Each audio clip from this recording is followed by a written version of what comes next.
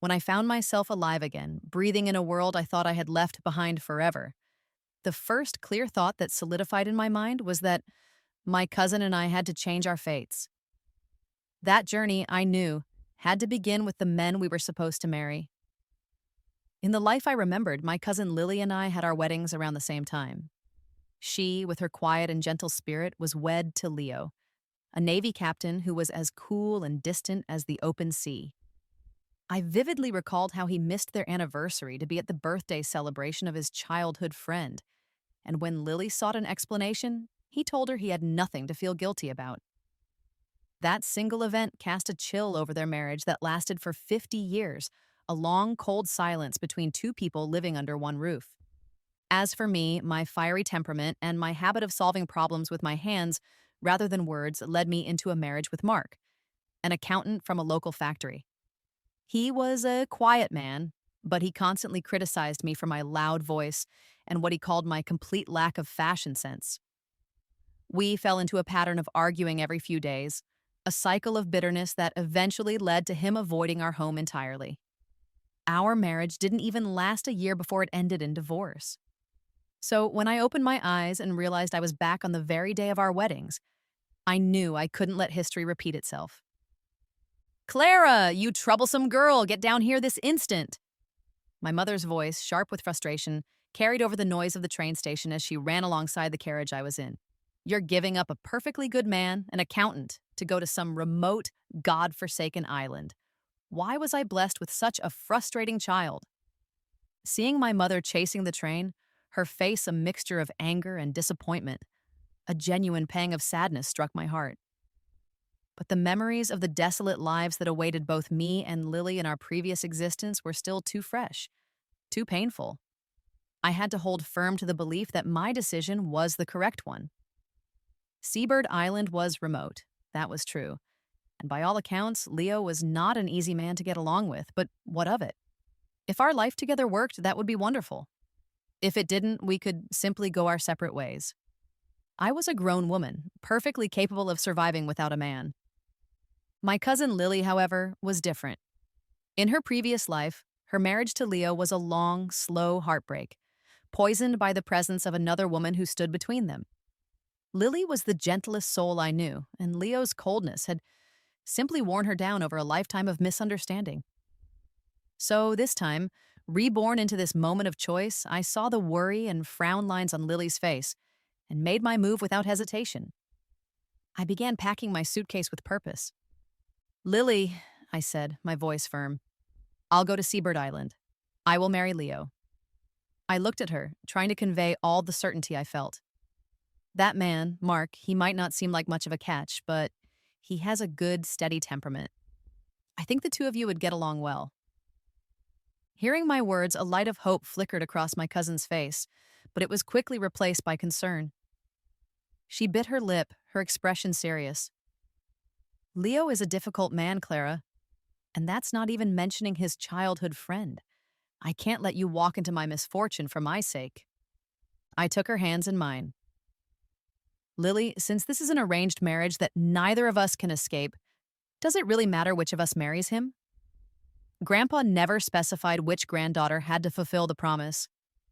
Besides," I added, trying to lighten the mood, "if Leo is difficult, do you think your little sister is a walk in the park? When I get to Seabird Island, if things go well, they go well. If they don't, I'll stand up for myself. I'll fight when I have to. I'll complain when I need to. Who cares about the consequences? The most important thing is to be happy."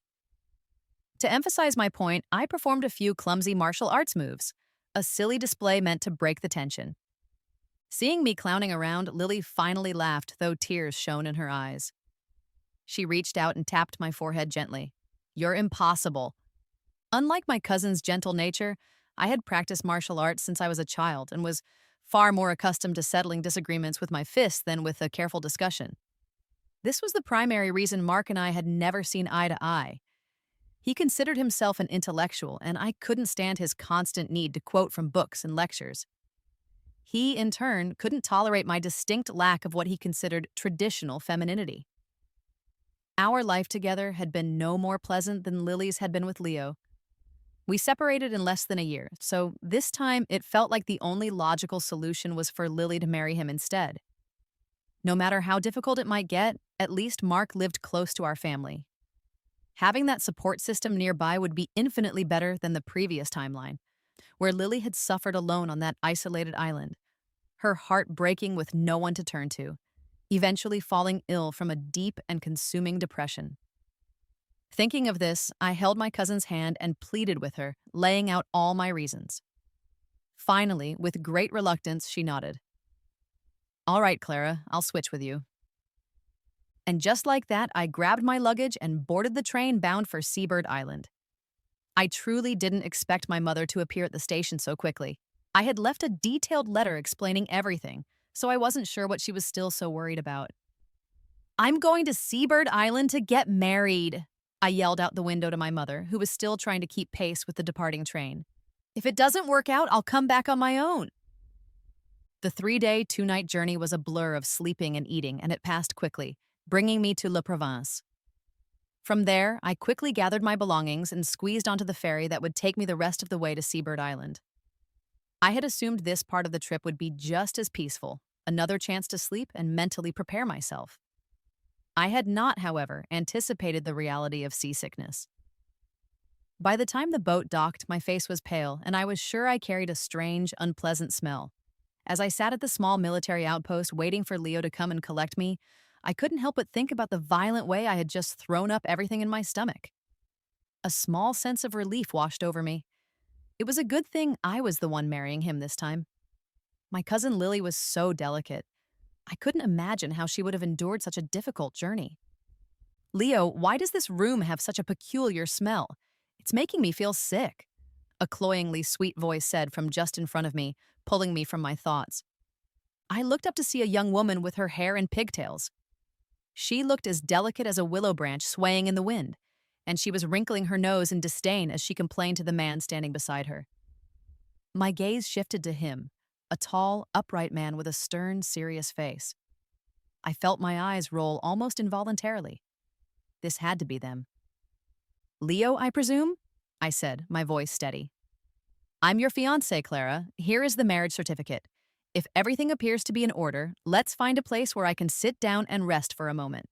With that, I pushed my luggage in his direction, deliberately ignored the hurt expression that flashed across the woman's face, stood up, and walked toward the exit. Leo, does your wife not like me? The woman, Stella, asked in a pitiful tone from behind me.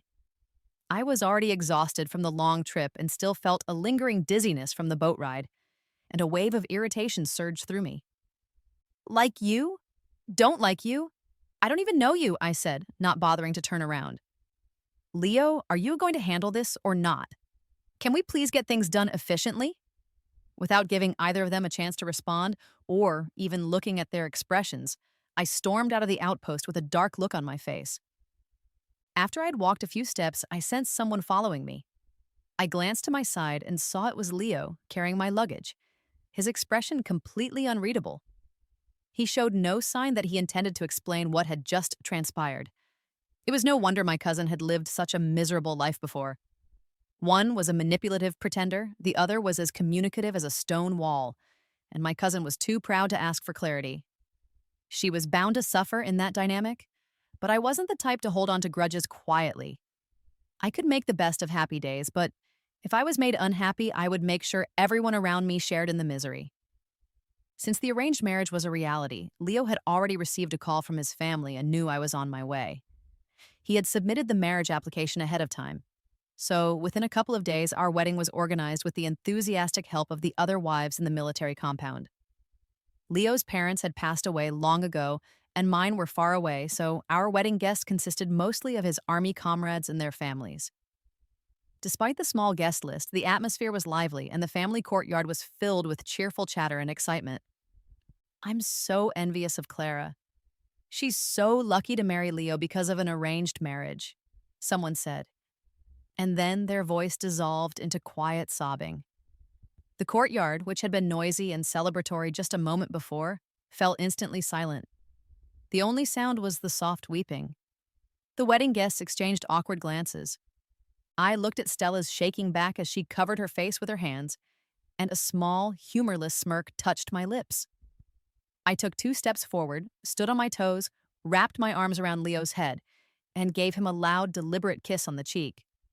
Then, I turned and raised an eyebrow provocatively at Stella. Yes, aren't I lucky? Your Leo has a good career, good looks, and a strong physique. Only someone as fortunate as me is deserving of a man like him. I'm afraid someone with less luck wouldn't be able to handle it. As I spoke, I tightened my grip on Leo's waist and gave him a sharp, warning pinch. I smiled at him, a look that was more threat than affection. Isn't that right, Leo? The man's expression remained unchanged, but his ears turned an inexplicable shade of red. Before Leo could find his voice, Stella looked at him pitifully, her eyes red from crying. Leo, Sister Clara, please don't misunderstand me. I genuinely came to congratulate you both. If Sister Clara doesn't like seeing me here, I won't attend the wedding today. As she spoke, 2 perfect streams of tears rolled down her cheeks. Leo, just remember to pick me up tomorrow. We've spent this day together for so many years. Leo simply nodded. I'll prepare everything and pick you up tomorrow. Don't worry. Hearing this exchange, my hand that was resting on Leo's waist swiftly changed its grip. In one fluid motion, I hooked my leg behind his and flipped him over my shoulder. The entire courtyard fell silent again. Everyone stared at me, their faces masks of disbelief. Was this woman serious? Trying to assert her dominance at my own wedding? And what was this about some special anniversary? In their past life, they had celebrated it together, and afterwards, he hadn't even bothered to offer a simple explanation to my sister. That single event had caused them to treat each other like polite strangers for the rest of their lives. I was not my sister. She might have tolerated that kind of disrespect, but I could not for a single moment. You want to celebrate an anniversary with her? If you dare to go, I dare to fight her. Then I'll pack my bags and leave this desolate island for good. Did he really think the women of the Wong family were that desperate for marriage? If it weren't for the elders insisting on keeping an old promise, my life would be far more comfortable elsewhere. Leo, are you all right? Stella cried, her fair face now flushed with anger. Sister Clara, how could you do that? Leo is a grown man, and you just... She looked at Leo with deep concern. Leo, however, quickly got back to his feet and stood up straight. He gave me a long, meaningful look, then cleared his throat twice. I'm fine. Then, as if nothing had happened, he walked over and took my hand in his. You'll come with me tomorrow, he said quietly. Hearing this, I looked at Leo in surprise. Stella was even more incredulous. Leo, how could you do this? I'm never speaking to you again. She covered her face with her hands and ran off, sobbing. At this, a buzz of discussion rose from the crowd of guests. Let's finish the wedding first, Leo said to me, his voice low. I will explain everything later. Just be good. With the main source of the drama gone and my own mood soured, the remaining guests didn't dare cause any more fuss. The rest of the wedding ceremony proceeded quickly. Soon, I found myself sitting in the bridal chamber, and I slammed my hand down on the bed in frustration. What was Leo thinking? Was he trying to use his good looks to placate me just now? He shouldn't think for a second that would work on me. The door clicked open, and Leo came in. I quickly composed my features into a stern expression and let out a sharp, "Humph." Let me tell you something, I began, my voice sharp. I despise men who can't make up their minds. If you're going to have a sister one day and a first love the next, then we might as well end this right now. Don't waste my time. I need to go back home and find someone else to marry. Hearing my words, Leo frowned. Grandpa arranged this marriage for me. I married you, and I will be responsible for you. I scoffed at his antiquated response. Leo, what century are you living in? Let me be clear, if we can make this work, that's great. If we can't, we get a divorce. When our families arranged this, they never stipulated that once I married you, I became your property for life. You? Leo seemed genuinely exasperated by my attitude. He paced back and forth in the small room for a moment, then let out a heavy sigh. He came and sat down on the edge of the bed and gently tried to take my hand.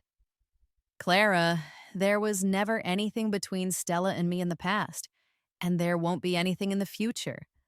I genuinely want to build a good life with you. He held my hand tightly, ignoring my attempts to pull away. I'm not a man of many words. If there's anything you're unhappy about, please just tell me directly. I will change whatever I can. Under the soft light of the bridal chamber, the man's expression was incredibly earnest. Seeing him like this, my face flushed with an unexpected warmth. I gave a small nod, pretending to be nonchalant. Fine, but my temper isn't the greatest either, as long as you can accept that. I saw the hint of a smile in Leo's eyes, which, for some reason, annoyed me.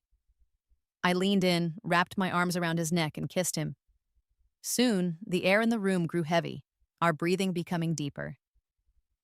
Leo, true to his reputation as a top soldier, quickly took control of the situation. He placed his hand on the buttons of my shirt, his gaze locked on mine, and asked in a hoarse voice, "Is this okay, my dear?" I pinched him, feeling both embarrassed and annoyed. What is there to ask at a time like this? Seeing my flushed face, Leo chuckled softly and buried his face in the crook of my neck. My mistake. Feeling the warmth of his breath against my skin, I slowly closed my eyes. Suddenly, a frantic knocking came from outside the door. "Leo, this is bad news. That girl Stella left a note and has disappeared." Leo froze, then quickly sat up straight. "My dear, you should go to sleep first. I need to step out for a moment." Hearing this, I glared at him, my anger flaring up again. "There are so many people in the army. Do you absolutely have to be the one to go find her? Don't you realize it's our wedding night?" Leo finished dressing, then walked over to me, picked up my clothes from the chair, and began to dress me himself. "Let's go together, my dear," he said softly. "Stella's parents saved my life. I can't just ignore their only daughter when she's in trouble. So please, come with me, all right? When we get back, you can hit me or scold me as much as you want." Hearing his explanation, I paused for a moment, then pushed his hands away and finished dressing myself. "Let's go." Without looking at Leo, I walked out of the room with a cold expression. After only a few steps, I felt a warm hand enclose mine. I tried to shake it off twice, but his grip was firm. I shot him an annoyed glance. "My dear, slow down," he said, his voice calm despite my anger. "It's dark outside." Ignoring my foul mood, he held my hand securely as we walked. In just a few moments, we arrived at Stella's house. Since her parents had passed away when she was young, the military had taken good care of her as an orphan, providing her with a large courtyard home where she lived alone. Now it was crowded with concerned neighbors and soldiers. Mrs. Gable, the woman who had first discovered Stella was missing, anxiously rushed over to us with the note she had found. "Leo, I don't want to be a burden to everyone. I'm going to join my parents." Looking at the short, dramatic line of text, Leo frowned deeply. He quickly began giving orders, and soon everyone had spread out across the area to search for her. Before long, shouts of "Stella!" echoed throughout the island. The coastline was particularly crowded with searchers. Worried that something might have actually happened to her despite my suspicions, I also began to search around the unfamiliar island landscape. However, thinking about how many people were already combing the coastal area, I decided to look in the more hidden nooks and crannies among the rocks. Unexpectedly, I made a discovery. "What? The person who came is you, not Leo?" Hearing my footsteps, Stella turned around, her expression one of pleasant surprise, but her face fell the moment she saw it was me. Seeing her standing there on a large reef, looking resentful, I let out a sarcastic laugh. "What's the matter? Is a man who doesn't even have you in his heart really worth risking your life over?" Hearing my words, Stella's face flushed red and white in turns. She bit her lip and retorted, "What do you know? Leo and I grew up together. My family saved his life. If you hadn't interfered, his wife would have been me." I sneered at her claim. "Oh, if he truly had feelings for you, do you think I would have had a chance to interfere in the first place? Besides, our marriage was arranged by our grandfathers when we were still in our mother's wombs. If we're talking about who came first, it's definitely not you. So you weren't in the picture before and you won't be in the future.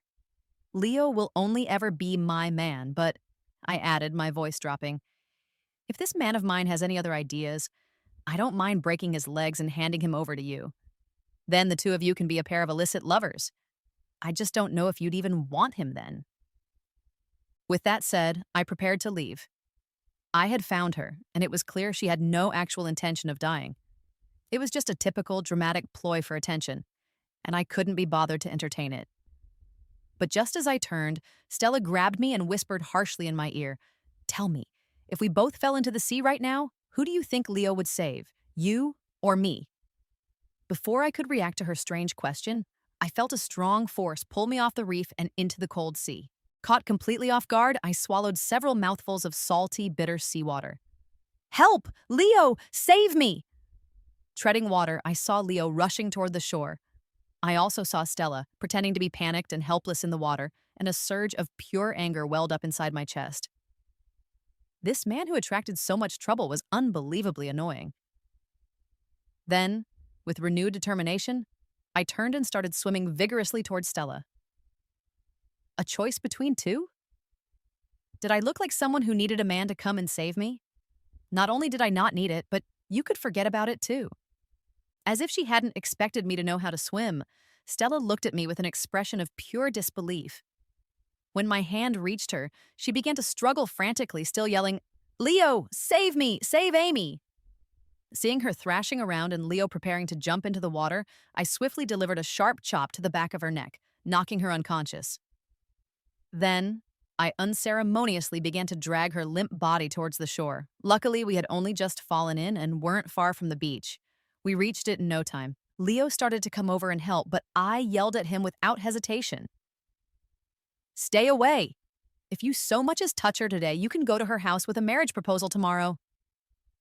With that, I collapsed onto the sandy ground, panting heavily. I watched as a group of people surrounded the unconscious Stella. Leo's face darkened. He glanced at Stella lying on the ground, then took off his jacket and draped it over my shivering shoulders. "My dear, let's go home." As soon as he spoke, Stella, who had been revived by a medic, sat right up and shouted, "Leo, don't go!"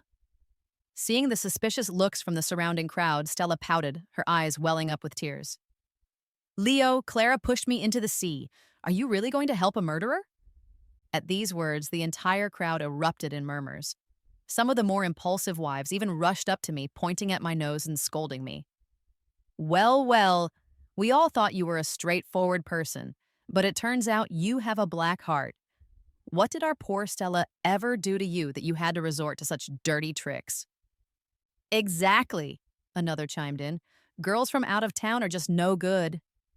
The accusations flew at me from all sides. I clenched my fists, looking at the angry crowd and then at Stella, who had a clear hint of triumph in her eyes. The sheer injustice of it all made my anger surge, and all I could think about was rushing forward and giving Stella a couple of hard slaps. But Leo grabbed my arm, holding me back. Seeing his dark, unreadable expression, I became even more furious. Who even wanted to come to this godforsaken island? The food was bad, the sleep was bad, and now I was being falsely accused of attempted murder. And it seemed even this man, my husband, didn't believe me. Thinking this, I felt an inexplicable sense of heartache. Sure enough, he was still choosing to believe his childhood sweetheart. Fine then. After I beat up everyone here, I would go get a divorce. "Clara wouldn't do something like this. I believe her." Leo's voice cut through the noise, firm and clear. "And Stella, have you forgotten? You were the champion of last year's island swimming competition, weren't you?" As soon as he said this, Stella's face instantly turned deathly pale. "Yeah, Stella," someone in the crowd piped up. "You know how to swim, don't you? Why did you need someone to save you just now?" Seeing the suspicious gazes of the crowd turning on her, Stella truly began to panic. Tears streamed down her face as she stammered, I suddenly fell into the sea and got scared, so my leg cramped up. If Clara hadn't pulled me just now, I wouldn't have been so frightened." Seeing her still stubbornly insisting that I had pushed her, the fire in my heart could no longer be contained. I forcefully shook off Leo's hand, strode up to Stella, and delivered 2 hard slaps across her face. Instantly, red marks appeared on her cheeks. "You hit me! What right do you have to hit me?" The sharp pain on her face seemed to make Stella lose her senses.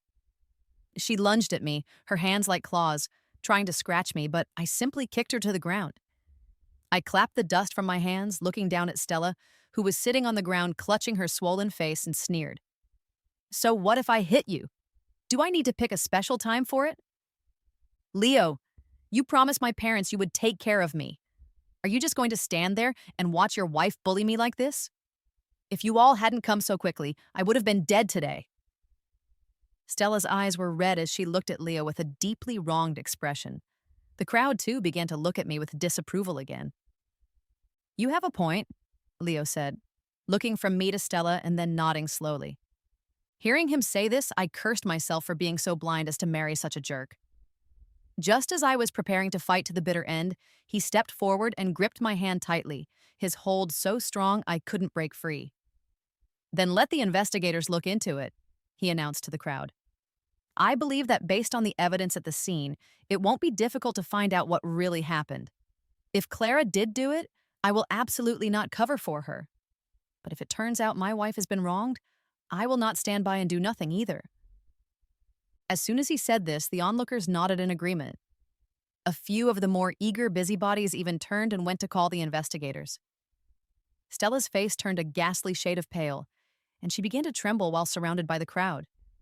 Some of the other wives, thinking she was just cold from being in the seawater, took off their own coats and wrapped her up tightly. I sniffled and lowered my head, thinking to myself, why haven't the investigators arrived yet? Hurry up and say I did it so I can finally divorce this man and go home to eat my mom's delicious braised pork. This awful place, whoever wants to stay here can stay. This man who attracts nothing but trouble, whoever wants him can have him. My dear, I believe you. Leo's voice was a warm whisper in my ear. Just bear with it a little longer. Once your name is cleared, we'll go home. You can hit me or scold me as much as you want then. Feeling the warmth of his words, I couldn't help but be stunned. I looked up at Leo. The man's eyes were full of guilt, and his expression was unusually cautious and gentle. Soon, the investigators arrived. However, things didn't go as I had expected, with them siding with one of their own. After a brief examination of the scene, the investigators determined that Stella had jumped into the water herself. The wives who had been so quick to accuse me now came over to awkwardly apologize. Some of the more kind-hearted ones, seeing Stella sitting on the ground with her head down, not saying a word, even tried to explain on her behalf, asking me to be more tolerant of her and saying how it wasn't easy for her to have lost her parents at such a young age. Everyone is being tolerant of her, but who will be tolerant of my wife? Leo's voice was cold and firm. She's a young woman who came all the way to our island, only to be framed and publicly shamed. Who should she complain to? Stella, you need to listen carefully. Your life is your own. Mr. and Mrs. He were heroes, and their daughter should also live with dignity and self-respect. From this day forward, I will not interfere in your affairs anymore. You're on your own. Saying this, regardless of the shocked expressions on everyone's faces, or Stella's furious and unwilling cries from behind, Leo took my hand and turned to leave. Back at our small courtyard home, Leo brought over a freshly brewed ginger soup and sat down carefully beside me on the bed. My dear, he began, his voice heavy. Back when we were on a mission, it was Uncle He who provided cover for our platoon to retreat, and he ended up staying behind to save us. So, for all these years, we've always been more tolerant and forgiving of Stella. After all, she's Uncle He's only child. We never imagined that our indulgence would cause her to turn out this way. Saying this, Leo sighed deeply. The usually tough and stoic man now seemed inexplicably lost and weary. What are you sighing for? I said, trying to sound stern. Let me tell you, from now on, I don't care about any Stella or Lisa. I don't care if they did you a favor or have some grudge against you. If you dare to get entangled with other women again, I will dare to break all 3 of your legs. Seeing me with a serious face, brandishing my fist fiercely, Leo actually laughed out loud. He then gently captured my fist in his hand. All right, he said, his eyes crinkling at the corners. Whatever my wife says goes. The night is still young. Let's not discuss these unpleasant things. Let's rest early. With that, he casually put down the empty bowl that had been in my hand, his hot hands gripping my waist firmly. Soon, my consciousness gradually blurred and I fell into a daze. In the days and weeks that followed, Stella did not appear before me again. However, the wives from the compound, who had once been so suspicious, would occasionally bring over vegetables they had grown in their own gardens or, after the tide receded, would invite me to go beachcombing for seafood with them. Life on the island settled into a leisurely pace, and I found myself gradually falling in love with the simple rhythm of it all. My relationship with Leo also became increasingly stable and comfortable. Even though everything seemed to be getting better, I always felt like something was slightly off. I carried an inexplicable sense of unease with me. Until one day, I was happily carrying a bag of freshly picked oysters home when I saw Leo pacing restlessly at our courtyard gate, frowning and holding something in his hand, looking very anxious. When he saw me, he immediately rushed over to grab me. "Oh, look at you," one of the wives teased as she passed by. "Missing your wife already after such a short time apart? Our Clara is so lucky." Seeing that he wasn't his usual calm self, I exchanged a few pleasantries with the teasing neighbor and quickly pulled Leo back into the house. Before I could even ask what was wrong, Leo handed me the letter he was holding. "My dear, after we got married, did we forget to call home? This looks like a letter from your mom and dad." Hearing this, my hand slipped, and the precious oysters I had been holding fell to the ground with a clatter. I didn't even bother to pick them up. I knew my fate was probably worse than those oysters. Trembling, I opened the letter. Sure enough, not even my cousin's elegant handwriting could hide the murderous aura emanating from my mother's words. Mysteriously switching fiancé with my cousin, that was one offense. Boldly running off to get married on my own, that was a second. Getting married and then completely forgetting about my family, not contacting them at all, that was adding insult to injury. There was no way out of this. Seeing the grim expression on Leo's face as he read over my shoulder, I inexplicably relaxed. Whatever. If the sky falls, he can hold it up. What do I know? I know nothing. I only know that I'm living quite comfortably right now. At the end of the letter, my sister also wrote that after she had married Mark, they were living a very happy and peaceful life. Not only that, but in the near future, I would be welcoming my own little nephew into the world. You know, in our previous life, my cousin wasted her entire life with Leo, remaining childless. She divorced him early to pursue a career and ultimately died alone. This time, she had finally taken a different path. "My dear, your sister is having a baby. When are we going to have one?"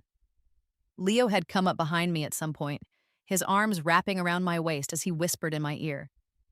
Forcefully ignoring the heat spreading from my ear, I said casually, "Shouldn't that be up to you?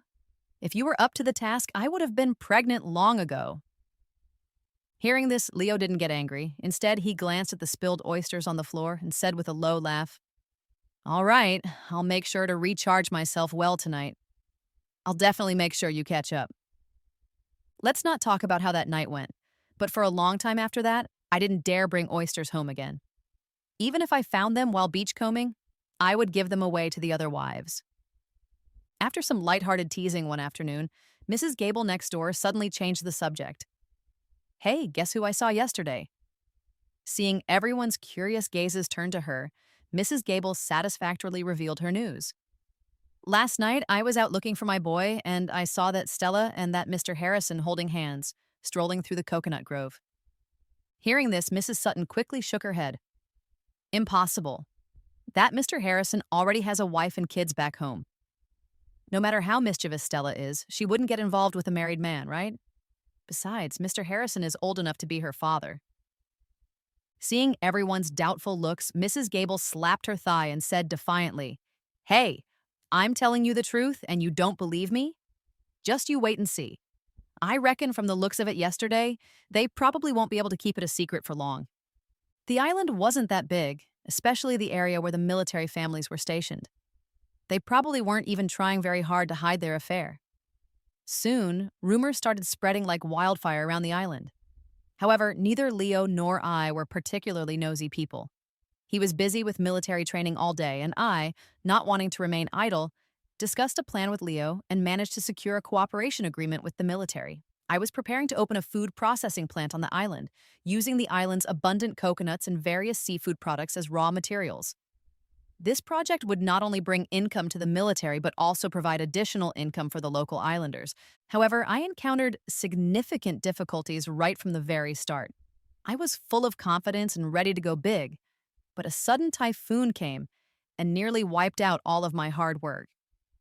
Looking at the factory building, which was battered and scattered by the fierce winds, I simply rolled up my sleeves and prepared to start cleaning up with the workers. So, what if it was an accident? I had been in the business world for many years in my past life. There wasn't much I hadn't seen. I had never lacked the courage to start over. Well, well, if it isn't Mrs. Clara, lost your entire fortune, have you? As I was working hard, a sarcastic voice came from behind me. I turned around. Sure enough, it was Stella. Different from our previous encounters, Stella had completely changed her formerly plain appearance. She was wearing the trendiest dress of the season, with small leather shoes on her feet. As for jewelry, watches, and other accessories, everything was perfectly coordinated. But right now, the typhoon had just passed, and the entire island was a mess. Dressed like that, she must have suffered quite a bit just to get here. Seeing my scrutinizing gaze, Stella became even more smug. Do you know what a good life is? She preened. I was foolish before, thinking a big-shot soldier like Leo was reliable. Now I understand. A man needs to have power and money. Only then can a woman live comfortably. Saying this, she actually twirled around in front of me. Otherwise, you'll end up just like this, marrying someone and still having to work so hard, not enjoying any of life's comforts at all. Looking at her smug and self-satisfied expression, I sneered and pushed her to the ground. What? Did those 2 slaps I gave you last time not teach you a lesson? Or do my fists not look hard enough? It's your business if you want to rely on men to live, but don't come flaunting it in front of me and embarrassing yourself. The great leader said, women can hold up half the sky. Only a useless parasite like you would think of clinging to others to survive. If I were you and had done something so shameful, I'd be hiding my head, too embarrassed to see anyone. But you have the nerve to come out and show off. Look, next time there's a typhoon, maybe you can use your thick skin to block it. The windproof effect will definitely be excellent. My blunt words made Stella's face turn various shades of green and red. How dare you bully me? I'm telling you, my Mr. Harrison won't let you off. Don't even think about opening this crappy factory of yours, and as for Leo, he can just pack his bags and get lost. Oh, really? Today, I'd like to see just how you're going to stop this factory from opening. Before I could even land a punch, a commanding voice came from behind us. Commander! Stella stammered. I turned around and saw it was the base commander. He had a stern face and was speaking seriously to Stella on the ground. Beside him were Leo and Mr. Harrison. Ignoring Stella's current disheveled state, the commander reprimanded her harshly. Building a factory on the island is a project for the benefit of the military and for our islanders. What right do you, Stella, have to stop them from opening? And you, a young lady, what is your relationship with Mr. Harrison? He then looked sternly at Mr. Harrison. Commander, we have no relationship whatsoever, Mr. Harrison said quickly. I don't know why this girl is using my name to cause trouble outside. Stella looked at Mr. Harrison, who was so ruthlessly distancing himself from her in utter disbelief. How can you be so heartless? I've given myself to you. And you say we have no relationship? As soon as she said this, Mr. Harrison broke out in a cold sweat, nervously grabbing Stella's arm. From my angle, I could clearly see the threat in his eyes. Little girl, you can eat whatever you want, but you can't just say whatever you want. You can't drag me down just because you want to help Leo, can you? I have a wife and kids. If you get involved with me, what will happen to your reputation? Hearing this, Stella's eyes darted around, then she looked at the commander and Leo with tears in her eyes. Leo, I'm so sorry. I did all of this because I was jealous of Clara. She was the one who got to marry you. Just now, she also pushed me to the ground because she was angry with us for having so many wonderful memories together. That's why I said those things recklessly. You know, the person in my heart has always been you. Please don't be angry with me, okay? She lowered her head, covering her face with her hands, looking very wronged. Hearing this, the onlookers began to look at Leo with reproachful eyes. Even the commander's gaze shifted back and forth between the two of them. Mr. Harrison, seeing the tables turning in his favor, was in a rather good mood and was about to help Stella up from the ground. That's right. I don't want to get involved in you young people's affairs, he said with a smile, as he helped her up. But whether Stella's legs were weak or something else happened, she suddenly stumbled and fell to the ground again. Unfortunately, this time, there was a large rock on the ground where she fell. With a muffled groan, Stella's face instantly turned deathly pale. "There's blood on her shoe!" a nearby wife exclaimed. Everyone's gaze followed her pointing finger. Stella was bleeding heavily from between her legs. "This is a miscarriage, isn't it?" In the quiet outdoors, a wife's whisper reached everyone's ears. Hearing this, Stella also panicked instantly. She grabbed Mr. Harrison's arm and asked tearfully, "Michael, save our child! Save me!" Hearing this, Mr. Harrison's face turned ashen. He knew that no matter what he said now, no one would believe him. His illicit relationship with Stella was now set in stone. "What are you still thinking about? Hurry up and send her to the clinic!" Commander Lou roared. Mr. Harrison gritted his teeth, picked up the still crying Stella, and ran towards the clinic. Later, I heard that the baby couldn't be saved after all. Stella caused a huge and disruptive scene at the clinic.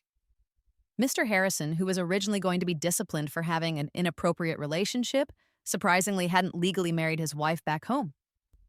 So, they exploited this loophole and officially became the couple with the largest age gap on the island. Although the law couldn't punish them, Mr. Harrison was still significantly affected by this incident. Not only did he lose his promotion, but he was also reassigned to an unpopular and dead-end department. If nothing unexpected happened, he would probably have to transfer back home after a few more years.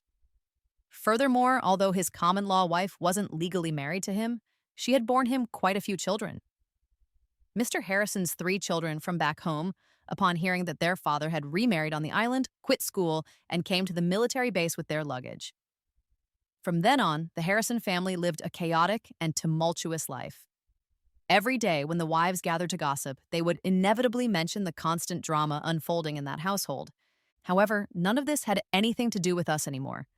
By now, the factory was successfully built, and everything was on the right track. Leo and I finally had the time to go back home and beg for forgiveness. This trip home was surprisingly smooth. I slept comfortably all the way back. Standing at the doorstep of my family home for a long time, Tom finally couldn't help but smile and take my hand, saying, "Don't worry. If there's any hitting or scolding later, I'll stand in front of you. Can we please stop trembling at the door?" After taking several deep breaths, I finally mustered the courage to step into the house. Before I could even arrange my face into a smile, a stern voice came from the main room. "Kneel," I pouted, thinking to myself that what was bound to happen had finally happened, and I was about to kneel on the ground. But Leo knelt down before me. Looking at my parents and Grandpa sitting in the main room, he said with a sincere expression, "It's all my fault. I didn't come back earlier to explain and apologize to you all. I have absolutely no complaints if you want to hit or scold me. However, Clara is weak. I'll take her share of the punishment as well." Without waiting for a reply, he kowtowed 3 times, the sound of his forehead hitting the floor echoing with loud thuds. Grandpa still had a stern face, his expression unreadable. But my mom was grinning from ear to ear, her wrinkles all bunched up around her eyes.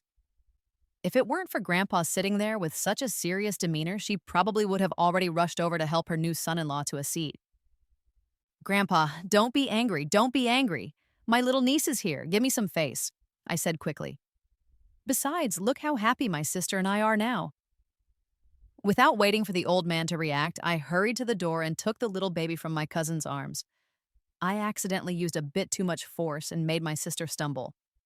Before I could reach out to steady her, Mark dropped what he was holding and quickly put his arm around my sister's shoulders.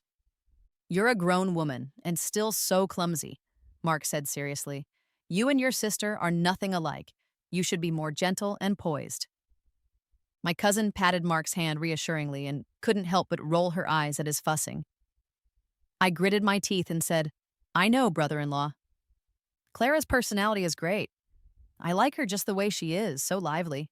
Leo had come up behind me at some point and was now joking with Mark. "All right, what are you all doing standing at the door like a bunch of guards?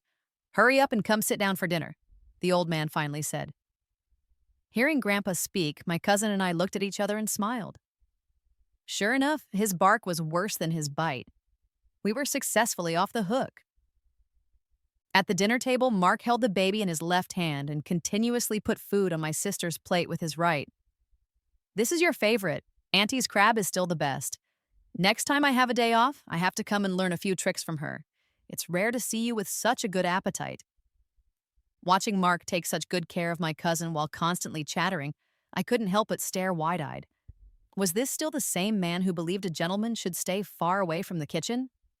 In our previous life, we had argued endlessly about this very topic. Now, with my cousin, he was volunteering to learn how to cook. My dear, I've already learned how to cook all of your favorite dishes. So, can you please stop staring at other people like that? Ahem. Hearing Leo's jealous tone, I coughed awkwardly. Indeed, my life was pretty good too. It seemed like Cupid's arrow had finally hit the mark this time. We had both found the right person. After dinner, seeing Mark still clinging to my cousin, I couldn't resist shooing him away. After some effort, I finally got a little alone time with my cousin. Lily, I said, do you want to come to Seabird Island with me? As soon as I said it, my sister's eyes widened in confusion. Look, I explained, we both know the commune system is ending soon. I'm guessing brother-in-law will be laid off too. I happen to have a factory over there that's doing really well now, and I need someone trustworthy to help me out. Most importantly, I added with a conspiratorial grin, you suffered so much because of that Stella in our previous life. This time, don't you want to see with your own eyes what a miserable life she's living? I don't know which of my sentences convinced my cousin, or how she managed to convince Mark, but in the end, when we returned to the city, I was contentedly linking arms with my cousin, happily walking ahead, leaving those two guys behind us to carry the baby and all the luggage. My good mood, which had lasted the whole way, reached its peak when we happened to pass by the Harrison family's house. My dad said you're here to serve us. You have to do whatever we tell you to. A disobedient woman just needs a good beating or two. At that moment, Stella was being pushed around by 3 half-grown boys. She had completely lost her previous haughty and smug demeanor. She looked so thin and weak it seemed like a gust of wind could blow her over. Her body was covered in bruises, and her face was numb and devoid of expression like an emotionless puppet. You can't say that. You're a family now. You have to try to live in harmony, one of the neighbor ladies said. Yeah, old Harrison, are you just going to watch these kids bully Stella like this? She's your new wife, after all. She was, after all, a child they had all watched grow up in the courtyard. Seeing her reduced to such a state, the wives couldn't help but speak up for her.